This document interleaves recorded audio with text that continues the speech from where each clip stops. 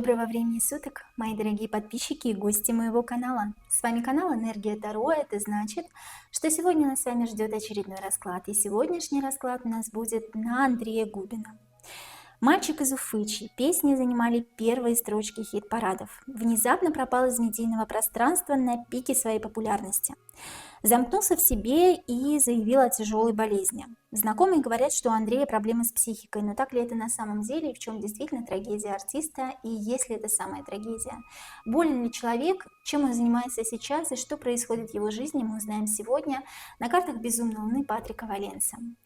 Но для начала я хотела бы узнать сигнификатор и кем на самом деле является человек, то бишь Андрей Губин. Что такое сигнификатор? Сигнификатор – это настроение человека, его умозаключение, то, как он идентифицирует себя, сам себя, его мнение о самом себе. И что такое, кем он является на самом деле, это его характеристика личности, то, как он себя проявляет в этом окружающем мире, кем он на самом деле является, если даже скрывает, что нам подскажет его подсознание. Итак, карты, здравствуйте. Расскажите нам, пожалуйста, о сигнификаторе Андрея Губина. Что он сам чувствует о себе, думает о себе, в каком настроении Андрей Губин сейчас находится. Покажите нам, пожалуйста, сигнификатор Андрея Губина. Его настроение, эмоциональный фон, его умозаключение. Карта выпала у нас сама, поэтому мы смотрим эту карту. Рыцарь кубков, человек, одетый в латы, но безумно жаждущий любви. Это он так себя чувствует. Я замкнулся и спрятался от всего мира, на мне броня по рыцарю кубков, по безумной луне. Рыцарь кубков — это тот человек, который не высказывает своих чувств и настоящих эмоций. Посмотрите, пожалуйста, на мне броня, я замкнулся от всего окружающего мира, но я несу для этого мира кубок полной любви. То бишь, рыцарь кубков по-другому обозначает любовь ко всему миру, либо проявление какого-то творчества, которое он несет в этот мир. То есть Андрей для нас что-то подготовил из творчества, да, то есть он что-то сейчас пишет, он что-то сейчас вот именно творит, да, как-то, и как-то пытается проявить себя в этот мир. Он хочет вернуться. При полной луне такое ощущение, что вот он прямо готов. Он готов, лицо его уже не сковывает броня, не сковывает маска, да, он несет этот кубок в мир, и он хочет подарить миру что-то новое. Что-то новое он несет для этого мира из мира творчества.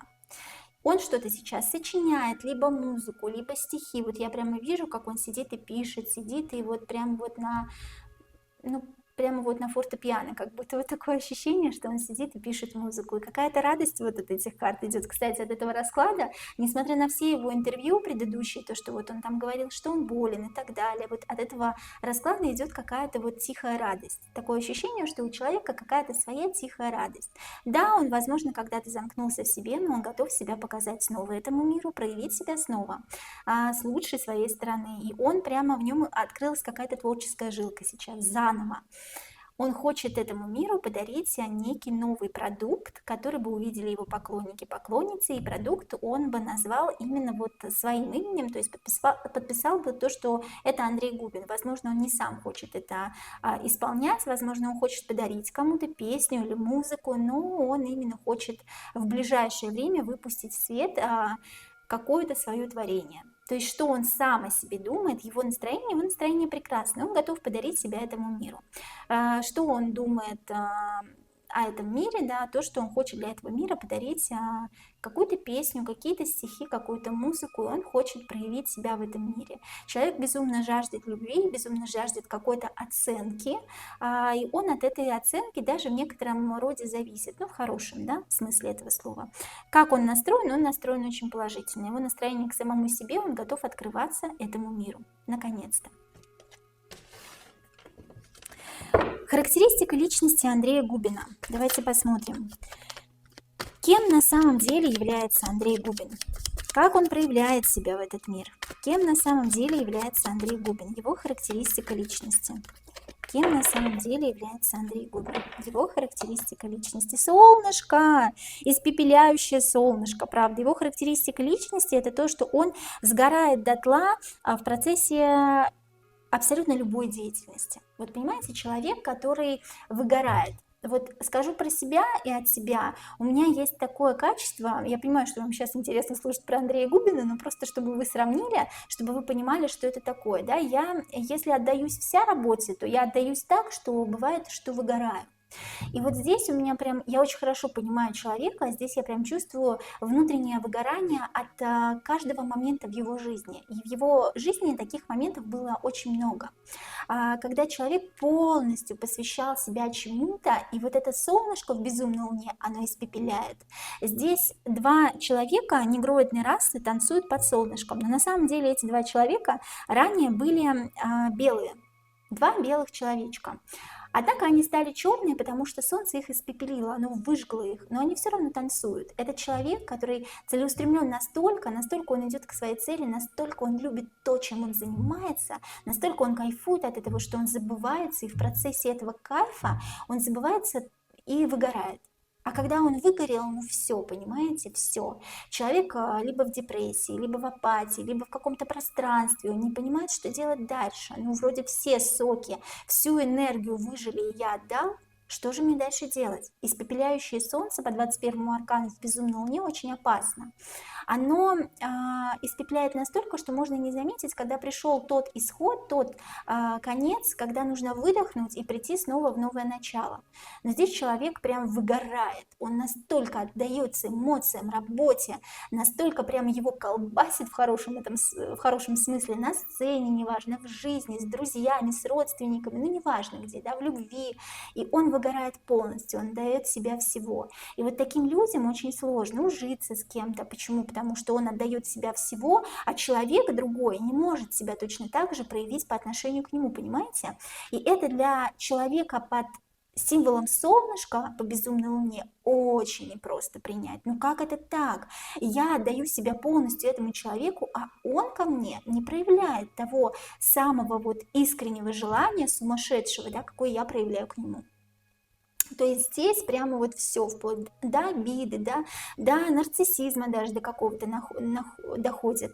Здесь нарциссизм, правда, ну он такой слабо проявленный. Здесь человек все-таки, он отдается себя полностью либо человеку другому, либо творчеству. И не может уловить тот момент, когда солнце, когда его же энергия, его же самого поглощает и испепеляет.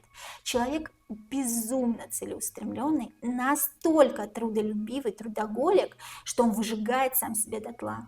Люди под знаком солнца в безумной луне выжигают, испепеляют сами себя. От этого же потом и страдают. От этого все нервы, от этого все болезни, да.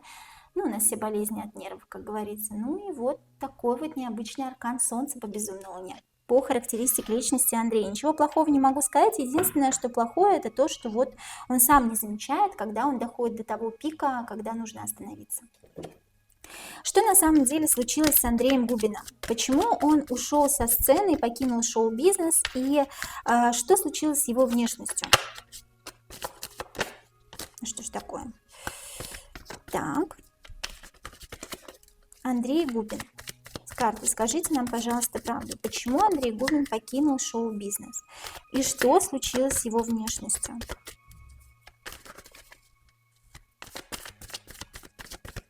Почему Андрей Губин покинул шоу-бизнес? И что случилось с его внешностью? Ну, внешность все-таки поменялась, да, изменилась. Я не могу сказать, что все прям катастрофически плохо, но, однако, и мы все не молодеем, да, но, однако, все же хочется узнать, что случилось с Андреем Губиным на самом деле, почему он ушел из шоу-бизнеса, как сразу две двойки, одни двоечки, так, сейчас посмотрим. Двойка жезлов у нас вышла, паж жезлов, рыцарь пентаклей. Три первые карты я рассказываю, друзья мои. Что такое двойка жезлов? Ну вот карта солнца, она вообще на самом деле о многом говорит. Да? Почему я вытаскиваю характеристику личности, чтобы понять, что человек сам из себя представляет и почему вообще вот дальше все вот это вот происходит в его жизни. Двойка жезлов говорит о том, что человек пытается выковырять из сухой земли чеснок. Что это обозначает? Это то, что он из последних усилий, из последних сил вот этими старыми палками пытается выковырять из того, из чего уже нельзя выковырять, какие-то плоды.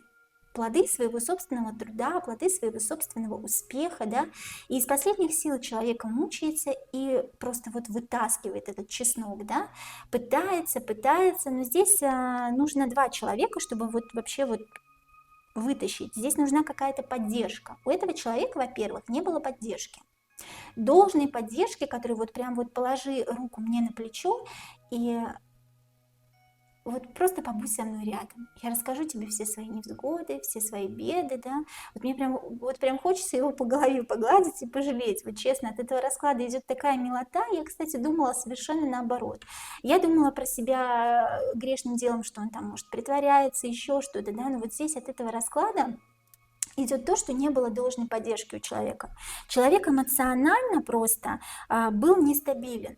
Он был зелен, эмоционально нестабилен, зелен. И это было уже тогда, когда вот он был на сцене, и вот он уже ушел. Почему он ушел? Потому что был эмоционально нестабилен и уже пытался из последних сил выжать из себя все соки. Вот это что, о чем говорится. То есть здесь зеленый, нестабильный, эмоциональный человечек, а здесь еще рядом и паж жезлов, а паж жезлов у нас тоже одет в зеленое, тоже эмоциональной стороной к нам, посмотрите, левый повернут.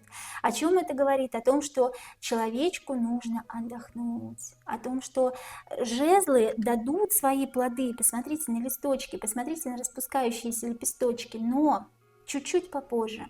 Ну, выдохни немножко, иначе останешься моральным инвалидом, простите за слово инвалид, да, иначе останешься вот таким вот моральным инвалидом в железных латах, который зарабатывает денежку и который ничего, кроме карьеры, не видит.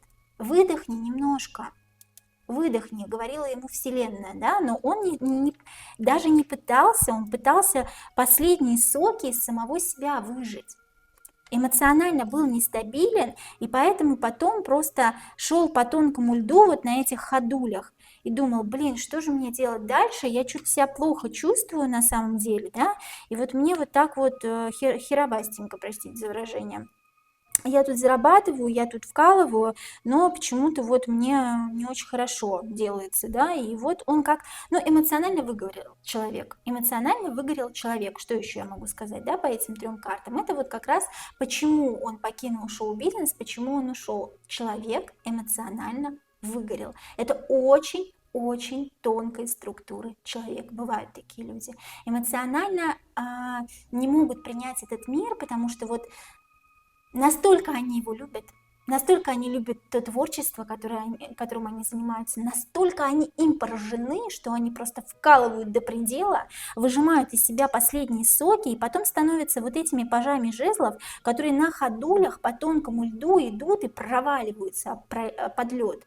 И потом становятся вот такими вот в железных латах рыцарями Пентаклей, которые вроде приносят денежку, но которые не доставляют им никакого удовольствия. Все, понимаете, на инвалидной колясочке, ну здесь не в прямом смысле этого слова, слава богу, но вот такое вот как моральное такое истощение, да. Что случилось с внешностью? Говорят нам три последние карты, которые мы вытянули с вами. Это двойка кубков, это паж мечей, это тройка мечей. Здесь говорится о неком человеке, который за ним следил в процессе его творчества, и с которым он заключил некую сделку не очень хорошую, которая больно ранила не только его сердце, но и как раз-таки поработала над внешностью, над его, да. Здесь мы уже говорим, ну, те люди, которые верят в темные силы, пожалуйста, welcome на этот расклад. Те люди, которые не верят, ну, что ж, хейтите меня дальше.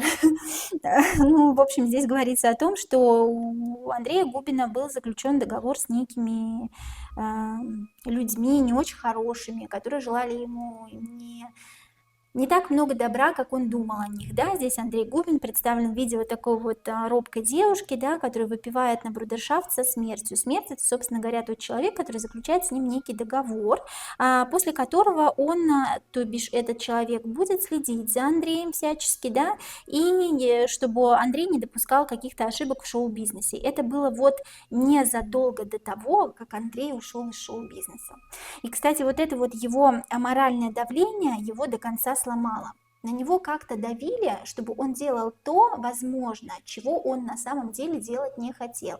Но этот свой договор Андрей заключил по глупости своей, по своей неосознанности. Такое бывает.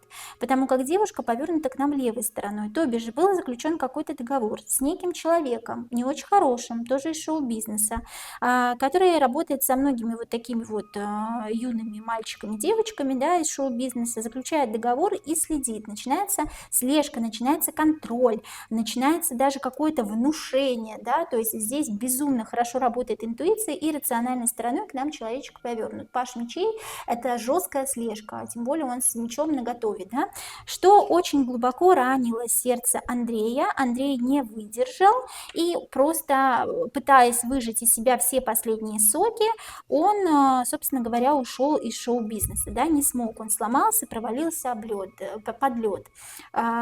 Сказал сам себе то, что он не сможет под таким давлением, под таким гнетом работать. И вот как раз с этим договором связано это, как ни странно, изменение в его внешности. Вот напишите мне в комментариях, что вы об этом думаете. То бишь, рассказываю заново, да, что случилось с Андреем Губиным на самом деле, почему он оставил шоу-бизнес и почему так выглядит сейчас, да, ну, немножко там постарел, да, ну это как бы не суть, важно. Человек выжимал из себя последние соки, простите за оговорку, потому как на него давили. Кстати, вот оговорка про соки была как раз в тему, потому что те люди, которые на него давили, как раз такими и являются.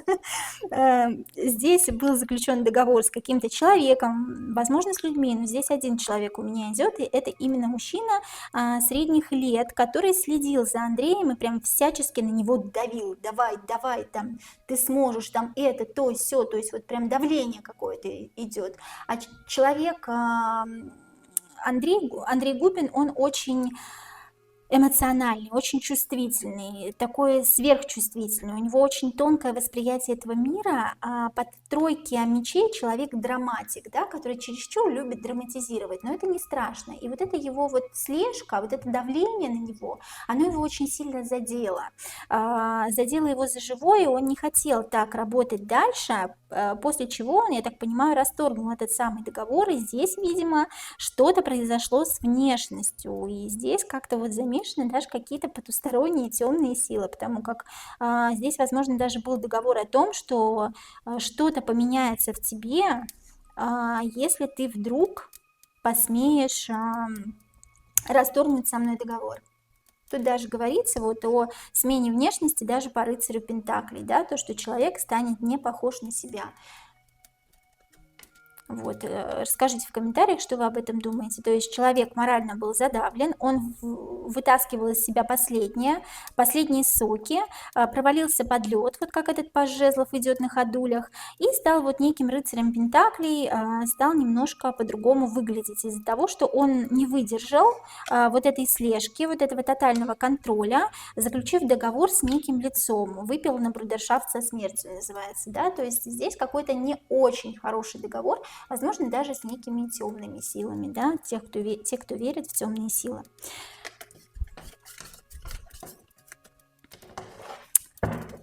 Действительно ли болен Андрей Губин? Если болен, то чем? Карты прям сами вырываются. Действительно ли болен Андрей Губин? И если болен, то чем?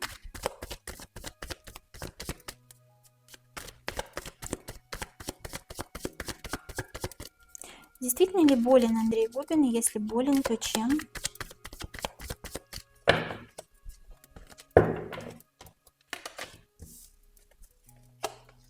Угу. Здесь все говорится про этот договор. Так интересно. Вот верите, не верите? Ох, как же мне иногда с некоторыми из вас сложно. Ну, то есть тут кто-то верит, кто-то не верит, это понятное дело, да. У нас вышел император, девятка кубков, двойка пентаклей, первые три карты, и они обозначают как раз продолжение той истории, то, что мы сейчас с вами вытягивали. Некий император просто вот так вот скипетром проткнул бычка. Бычок здесь в данном случае Андрей Губин, да, тот человек, который ничего плохого данному императору не сделал. Этот император, он восседает над всеми вот такими вот людьми в шоу-бизнесе, да. В шоу-бизнесе почему? Потому что здесь у нас показана как раз двоечка пентаклей. Этот человек, этот император, который восседает над этими людьми в шоу-бизнесе, он дает им право выбора по двойке пентаклей. Выбирай первое, либо второе, да, выбирай, ты заключаешь со мной договор, либо ты не заключаешь со мной договор. Если ты со мной не заключаешь договор и не исполняешь моих желаний по девятке кубков, то я тебя вот так вот проткну скипетром, как вот этого бычка просто, и ты будешь в отшельниках ходить у меня, вот так вот. Либо ты заключаешь со мной договор, мы с тобой вместе делаем денежки, и ты меняешься так, как я тебе скажу. То есть здесь некий мужчина, император, очень какую-то высокую должность занимает, да, вот среди вот как раз-таки вот этих людей, которые крутятся в шоу-бизнесе. И здесь говорится как раз про продолжение той истории с Андреем, то, что мы сейчас вытягивали. Действительно ли болен Андрей чем? Андрей не болен, Андрей как раз-таки вот у него был заключен договор вот с этим мужчиной. И здесь не про болезнь говорится, здесь говорится про темные силы, здесь говорится про порчу. Да, то есть вот у меня подписчица моя спрашивала, есть ли на нем порча. Здесь конкретный ответ, мы даже вытягивать не будем, здесь гадалки не ходи, порча есть. По некому договору, который Андрей не соблюдал с данным человеком. И поэтому вот здесь как раз меняется внешность человека. Я тебя изменю под себя. По тройке пентаклей. Я сделаю так, как я хочу с тобой. Если ты не будешь со мной зарабатывать денежку, если ты не будешь корпеть и работать на меня, то будешь ты ходить в отшельниках, вот таким вот забитым, вот таким вот загнанным в угол человеком, и внешность я твою поменяю так, как я хочу того. У тебя есть выбор, тем не менее, выбирай либо карьеру и подписывай со мной договор, либо уходи, если ты не соблюдаешь условия договора. Однако договор уже был подписан, и человек не соблюдал его условия. И поэтому был вот как этот бычок просто, да, ну, то есть его проткнули просто вот этим скипетром, да, как вот этого бычка. Император какой-то очень злой, какой-то хитрый, да, какой-то очень смышленый человек по шахматной доске, очень богатый, одет в синее, фиолетовое, да, в сиреневые цвета. И вот этот бычок, и этим бычком оказывается не только Андрей Губин, но и все те люди, которые перешли дорогу этому самому императору, которые не соблюдают карту его желаний, не соблюдают условия договора, не выбирают договор, да, не выбирают, выбирают что-то другое, выбирают обычную вольную жизнь, возможно, заключают договор, а потом, как Андрей, ломаются, да, на серединке договора, и потом становятся вот такими вот отшельниками. Девятка – это вообще не переход в новую жизнь, второй, не переход в десятку, да, если ты не будешь со мной зарабатывать вот эти вот денежки для меня, да, корпеть, работать на меня, то я тебя превращу в кого хочу. Но это так звучит, да, как бы по-страшному, но на самом деле порча, она есть, я могу сказать, да, порча, она есть везде, повсюду. Тот, кто в нее не верит, это очень странно, потому что, ну, в порчу не верить, но все равно, что не верить в белый свет, потому что она есть. И здесь по данному договору как раз-таки ты либо поступаешь по-моему, либо я делаю с тобой так, как я захочу. Изменение во внешности здесь как раз-таки вот из-за этого человека, с которым был заключен договор. Условия договора, они до сих пор действуют и действуют все-таки до конца срока жизни человека, да, но это не влияет никак на то, что человек там может выйти куда-то в свет, выйти там в шоу-бизнес еще раз. И именно поэтому я думаю, что мы произведение Андрея Губина еще не раз услышим, да, и, возможно, не раз его еще увидим на сцене даже, но это как бы как он сам пожелает. Тут он пожелал быть свободным человеком, но вот поплатиться нужно было чем-то по условиям договора. А что самое главное было у Андрея, скорее всего, это его внешность. То есть здесь вообще по договору вот данный человек заключает договор с теми условиями, что человек теряет что-то для него самое дорогое в нем самом, да, и у Андрея, видимо, была внешность.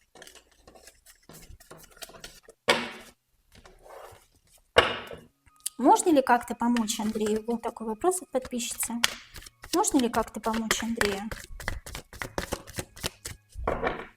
Но мы уже выяснили, что Андрей, ну, как раз-таки ушел из шоу-бизнеса, потому как заключил с кем-то договор и не хотел выдерживать вот этого вот гнета, да, вот этой слежки, ну, просто ушел как бы из-за этого, да. Можно ли как-то помочь Андрею вообще? Это спросила меня подписчица. Как помочь, если можно помочь?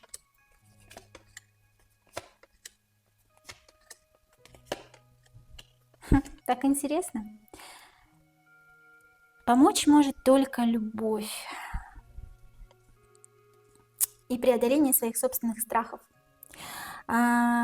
Здесь по двойке мечей, по девятке мечей, по королеве жезлов человек должен сам по королеве жезлов преодолеть свои собственные страхи. Во-первых, страхи человек никак не может преодолеть, то бишь Андрей, да, его все время страшит его будущее, да, что с ним дальше будет, несмотря на то, что он говорит, я не боюсь умереть, очень чего-то боится именно самого страшного смерти, да, боится умереть один, боится быть один вообще, боится не стать королем кубков, боится не стать тем самым любимым человеком, да, которым он хочет быть. Для него сейчас самое главное, одно из самых главных желаний – это быть любимым человеком. И по колесу фортуны у него даже когда-то была некая любовная история, которую он хотел бы вернуть, но сейчас, к сожалению, это просто невозможно. Но это как он думает, да. Тут самое главное, этот человек должен сам преодолеть свои собственные страхи.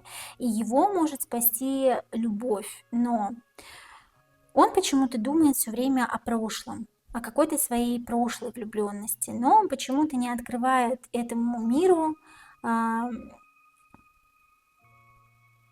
не открывает почему-то свои объятия этому миру, не открывает почему-то своих чувств, кому бы то ни было. И почему-то думает о какой-то прошлой влюбленности, о какой-то прошлой даже не влюбленности, а какой-то прошлой страсти, о каком-то прошлом грехе как будто бы. И он хочет об этом забыть, но никак не может.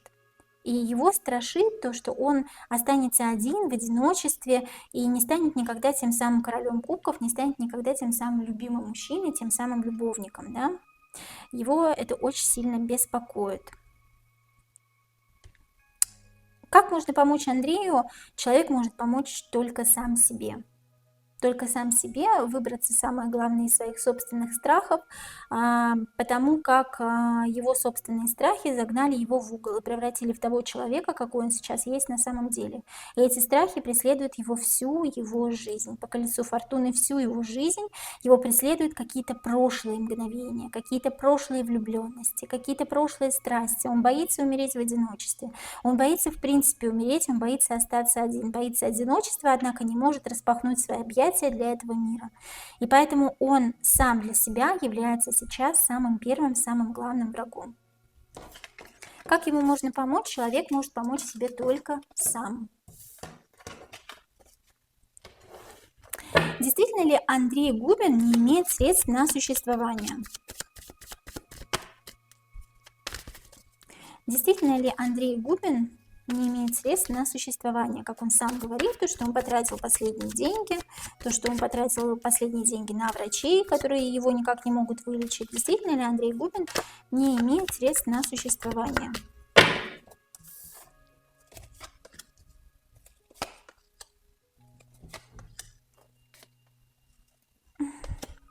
Опять те же самые карты выходят с этим самым императором. Угу.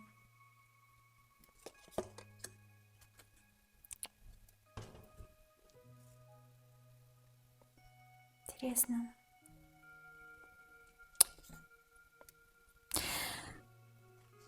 Ты знаете, как интересно? Такое ощущение, что тот самый император это его детские страхи из детства. Это человек, с которым он заключил договор, Самым главным человеком в этом договоре является человек, которого он знает с детства. И никаким образом уже не стереть, не убрать вот эту самую порчу, да, которая сейчас есть на нем, и она есть до сих пор. Тут говорится опять об этой порче, потому как этого человека сейчас либо нет с ним рядом и больше никогда не будет, но этот человек как будто бы из детства. Этот император, он идет из детства по шестерке кубков. Шестерка кубков — это детская карта. Это то, с кем мы боремся с самого детства. Борьба добра и зла. То, с кем мы боремся с самого детства, то, с кем мы боремся с самого детства по тузу мечей. С этим императором он боролся с самого детства. С самого детства выполнял все его желания, все его какие-то потребности. Либо с детства, либо с юности здесь идет. Все зависит от того, когда к нему пришла осознанность. Осознанность может прийти в детстве, осознанность может прийти в подростковом возрасте, либо в юности. И вот с юности, либо с детства он этого человека, этого мужчину знал, с кем он заключил этот самый договор. Тут говорится об этом, тут говорится о том, что он постоянно борется с этим чувством внутри себя и с этим человеком. По поводу средств на существование. Он действительно имеет сейчас не так много средств на существование, но, однако, он слишком много тратит. По королеве кубков он растрачивает слишком много того, что у него осталось. Осталось у него не так много, но он растрачивает, потом снова зарабатывает, потом снова тратит на самого себя. Такое ощущение, что как будто бы на переделку самого себя, но тут как раз действительно говорится о врачах, да, он не врет. Переделать самого себя с кровью и потом на лице, тут опять эти карты вышли, да, все. Тут говорится о том, что действительно он пытается переделать самого себя, и это уже касается врачей. Он работает, зарабатывает на этих врачей, потом очень много тратит зачем-то на этих врачей, хотя эти врачи ему не могут помочь. По королеве кубков слишком много растрачивает за собственно заработанные средства на то, чтобы переделать себя, на то, чтобы сделать свое собственное здоровье, либо на психологов на каких-то, возможно, он тратит. Тут переделка самого себя. И здесь почему-то опять рассказывают эту историю об этом самом договоре, об этой самой порче, заключения человека с человеком, которого он знал либо с юности, либо с детства. Так интересно, мужчина, которого он знал давно, которого он всегда как будто бы боялся и выполнял все его желания. И такое ощущение, что он от этого мужчины все время защищался, как будто броню какую-то держал. Боялся его постоянно, этот же самый мужчина его и проткнул. Но такое ощущение, что этого самого мужчины, его сейчас нет. С ним рядом такое ощущение, что он как его фантом, как его собственные страхи. По девятке кубков его собственные страхи. И по девятке кубков он выполнял все его желания. Все его желания с детства или с юности. Все желания этого мужчины. Выполняла, однако всегда держал оборону. Я про Андрея говорю, да, Андрей всегда держал оборону. А по поводу денег, да, он слишком много тратит, и слишком много тратит своих собственных заработанных денег на то, чтобы переделать себя. Но это либо врачи, либо какая-то пластическая хирургия, но тут вряд ли, да, потому что мы не видим пластики. Либо тут лекарства какие-то, либо еще что-то. Тут переделать себя. Да, действительно, деньги, больших средств он сейчас не имеет. Все свои деньги он тратит на врачей. Так, сейчас я проверю, у меня тут записывается. Секундочку. Да, все хорошо. Почему не сложилась личная жизнь Андрея Губина? Ну что ж такое-то? У меня сегодня все карты падают на его раскладе. Почему не сложилась личная жизнь Андрея Губина? Почему не сложилась личная жизнь Андрея Губина? Карты я не перетасовываю, те, которые упали, потому что мне интересно посмотреть, что упало. Обычно это всегда у нас те карты, которые должны были выпасть. Почему не сложилась личная жизнь Андрея Губина? Ох. Ну вот здесь говорится опять об испепеляющем солнышке. Была какая-то женщина, была она в прошлом. Была некая императрица, которую он даже, возможно, хотел сделать своей женой, да. А возможно, это была, ну, это скорее была даже не женой сделать, а это была уже женщина, гораздо старше его и, возможно, даже замужем. Да. Он пытался всячески перед ней, ну, давайте начнем сначала, да, башня, девятка жезлов, десятка мечей. Весь мир его рухнул, произошла какая-то трагедия, да, после которой он впал в депрессию, в апатию. По десятке мечей загнал сам себя в угол, сам себя испепелял работой, учебой, неважно, какими-то вещами, которые просто загнали вот его вот в угол, да, после какой-то трагедии, случившейся вот с некой императрицей. Что-то случилось с какой-то императрицей, которую он безумно любил. Это была для него богиня прям. Тут даже не про любовь, тут опять-таки про страсть, про его прошлое увлечение какое-то, про увлечение, которое он неосознанно называет любовью про себя. Но это была не любовь, это скорее была страсть. Женщина очень умная, очень хитрая по императрице, женщина замужняя, женщина старше Андрея была. И он перед ней всячески пытался показать себя во всей красе. Он делал то, чего он не мог, там, да, допустим, ну это все равно, что сводить в ресторан женщину, ты столько не зарабатываешь, да, а он там ужин покупает, там, я не знаю, за 30 тысяч рублей, да, ну, то есть вот как-то так, да, он пытался показать себя перед ней тем человеком, кем он на самом деле не является, и выгорел. Выгорел на работе, выгорел в личной жизни, что-то произошло с той самой императрицей, такое ощущение, как будто либо бросила, либо ушла, сказала, что не нужен, да, но тут не про несчастный случай, тут такое ощущение, что она просто его оставила, и он после этого не может никого полюбить. Вот такое бывает. Человек однолюб. Да, человек очень романтичный, очень тонкой душевной организации, человек однолюб, человек, который больше никого не может полюбить, кроме этой самой императрицы. В жизни его из-за этого произошла башня, апатия, депрессия. Огонек надежды все-таки был, то, что она к нему вернется, да, но потом все как-то вот пошло своим чередом, он загнал себя в угол и ушел в десятку. Десятка второй – это совершенно новая жизнь. А новая жизнь – это солнышко, новая жизнь – это гастроли, это концерты, это вот испепеляющее солнышко, которое душит. Это трудоголизм, да, это работа, которая не заканчивается до ночи, да, это то, чем бы себя занять, чтобы не думать о той самой императрице. Императрица в возрасте, да, ну, то есть как в возрасте, для него она тогда была в возрасте, ну, может, я не знаю, это императрица, это лет 30, да, ну, где-то вот так, 30-32.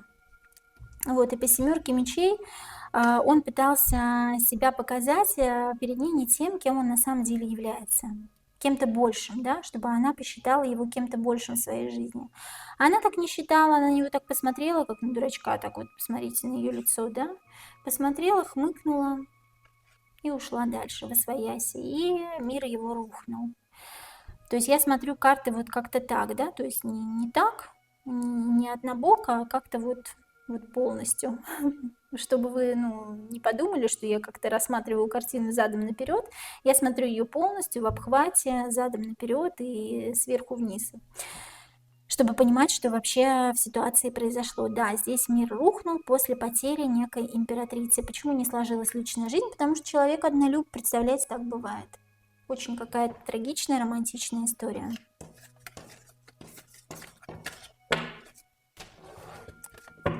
Был такой вопрос, как Губин относится к своим поклонникам? Как Андрей Губин относится к своим поклонникам? Как Андрей Губин относится к своим поклонникам? Как Андрей Губин относится или относился к своим поклонникам?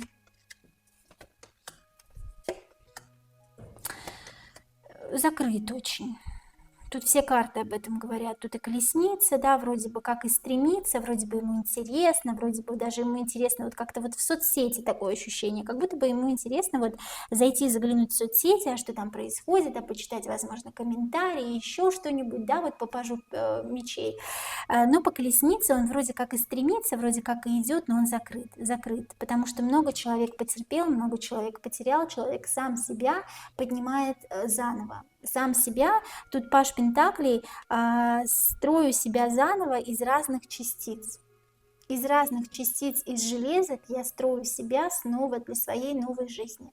Не мешайте мне, пожалуйста, мне и так тяжело, плохо, да, ну, то есть мне и так как-то вот не очень. Я пытаюсь тут улететь в новую жизнь, в шестерку мечей из горящего дома. Он пытается на своих собственных мозгах куда-то в другую жизнь улететь, в новую, чтобы его никто не трогал, чтобы никто за ним не следил, да, чтобы он был вот этой самой верховной жрицей закрытой, чтобы, возможно, его даже на улице никто не узнавал. Его вот это как-то даже бесит, понимаете? Но сам он любит следить, сам он любит читать комментарии, сам он любит смотреть, возможно, странички, да, в соцсети ведет какие-то, ему интересно. Но по поводу поклонников он не то чтобы не любит или любит, да, он просто как-то пугается, чурается, боится, он хочет вот как-то закрыться, укутаться как-то в какой-то теплый плед или шарф, чтобы его не трогали. Вот что он думает о поклонниках? Ну, не трогайте меня. Ну, я в свое время вот как-то вот выйду, улечу как-то в другую жизнь, я еще приду к вам. Ну вот дайте мне время, такое ощущение. А пока вот я такой вот голый, такой вот несчастный, вот не следите за мной, не ходите за мной. Я хочу быть вот этой верховной жрицей закрытой, чтобы меня никто не трогал. Ну, по пажу мечей, по колеснице, он что-то там пытается стремиться в соцсетях, как-то пытается, может быть, какие-то странички создать, да, или они у него уже созданы, я не знаю, да, и пытается как-то через соцсети следить, возможно, за теми людьми, которые следят за ним. Вот так вот интересно. Но по колеснице он закрыт, он в броне и вот может только следить издалека.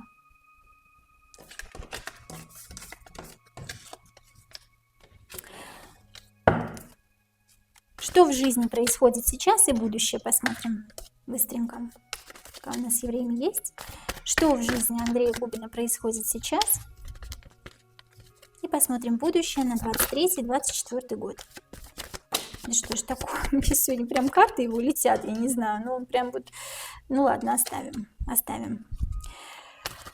Что в жизни Андрея Губина происходит сейчас? Что в жизни Андрея Губина происходит сейчас?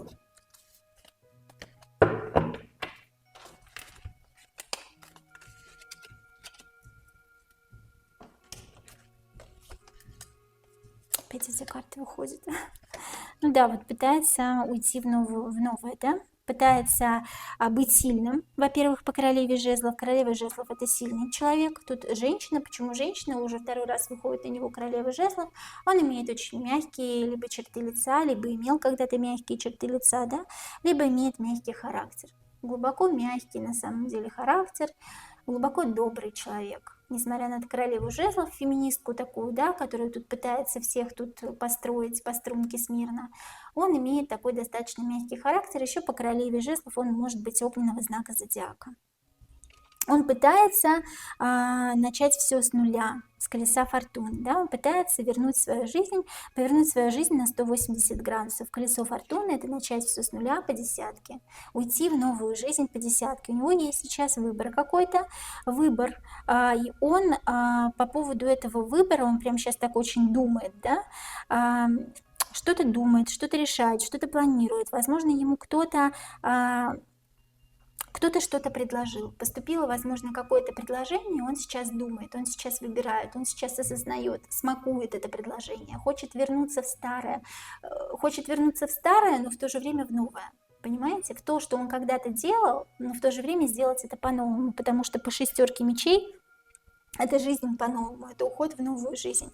И вот в соцсетях он как-то сейчас активничает, это опять-таки про соцсети, да, но в то же время не открывается людям, он пока сейчас в броне. Но он готов, он постепенно готов открываться людям, но так, чтобы его не толкали, не тормошили, не торопили. Андрей Губин появится еще в нашей с вами жизни, я надеюсь, и мы снова еще увидим его и его хиты. И он будет все чаще и чаще появляться на людях, потому что он сейчас борется. У него сейчас идет борьба с самим собой.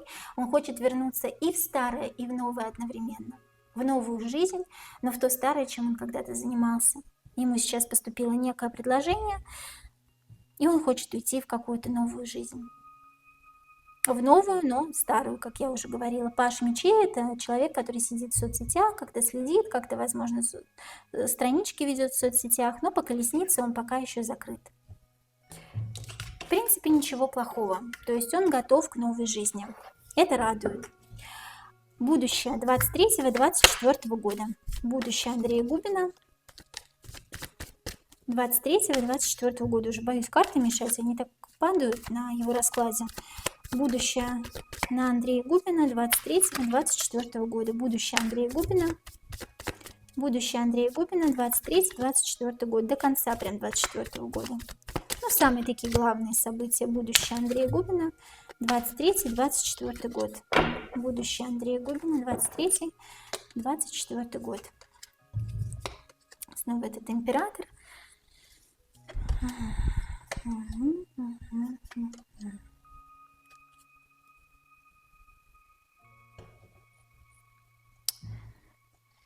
Ну вот пока до конца 24 года на сцене мы его точно не увидим. То, что чаще появляться он будет, это да, но здесь опять прошлое даст о себе знать, да. Тут даже какая-то депрессия, возможно, будет, да, эмоциональное зашкаливание какое-то рыцаря мечей, опять связано это с его прошлым, да, эмоции нахлынут, да, тут он будет как-то немножко вот не в себе, такое ощущение, что попажу кубков. Но в конце концов, в конце 24 года он заключит с кем-то новый договор, какая-то новая игра его ждет, какая-то новая игра на деньги. Здесь новая игра на деньги говорится о том, что заключение какого-то нового договора с какими-то людьми по десятке пентаклей, но с людьми не очень хорошими, к сожалению. Здесь какие-то хитрые, умные игроки, которые заключат с Андреем Губиным договор. Это будет в конце 2024 года, когда мы его потом уже увидим и, возможно, увидим на сцене. Здесь речь идет об этом. Он будет притворяться, будет совсем не тем человеком, каким он хочет быть, да, но вот ради вот этого какого-то договора он будет мимикрировать, он будет делать то, что ему сказали. К сожалению, это так. Будет очень эмоционально нестабилен весь следующий год. А в этом году по рыцарю мечей, по императору, ему такое ощущение, как будто страшные сны снятся вот про этого мужчину. И он постоянно пытается собрать себя по кусочкам. Вот из-за этого самого мужчины. Этот мужчина его как будто бы преследует всю его жизнь. Он никак не может собраться, он с этим мужчиной постоянно воюет в своей собственной голове. И очень сильные эмоции будут его захлестывать во второй половине, вернее, в 2024 году. В первой, во второй половине, но в конце 2024 года он заключит договор с какими-то не очень хорошими людьми. Но в плане вот карьеры, я думаю, что в плане музыкальной карьеры, да, по денежке будет хорошо, а вот по сотрудничеству с этими людьми не очень. Такое ощущение, что он будет не тем человеком, каким бы он хотел быть. Он будет не быть, оказаться, он, ну, то есть вот как-то вот мимикрирует он под какого-то другого человека, либо одеваться будет как-то не так, как вот он хочет, да, либо делать не то, что он хочет, но ему как-то вот нужны будут деньги, и он как-то захочет вот выйти в свет. И он, наконец, выйдет, но опять ему здесь не очень повезет, к сожалению. Он вроде захочет уйти в новую жизнь, но вот как-то вот... Но это будет в конце 2024 года. А сейчас пока такие ощущения, что ему могут сняться какие-то страшные сны, какие-то кошмары, связанные вот с этим самым человеком, с этим самым императором. Такое ощущение, что он преследует его достаточно давно в его собственных мыслях даже. Вот такой расклад про Андрея Губина. Пишите, что вы думаете об этом раскладе, пишите, что вы думаете в комментариях, что вы думаете о Андрее Губине в целом, и задавайте мне свои вопросы. Я вас очень люблю, и до новых встреч!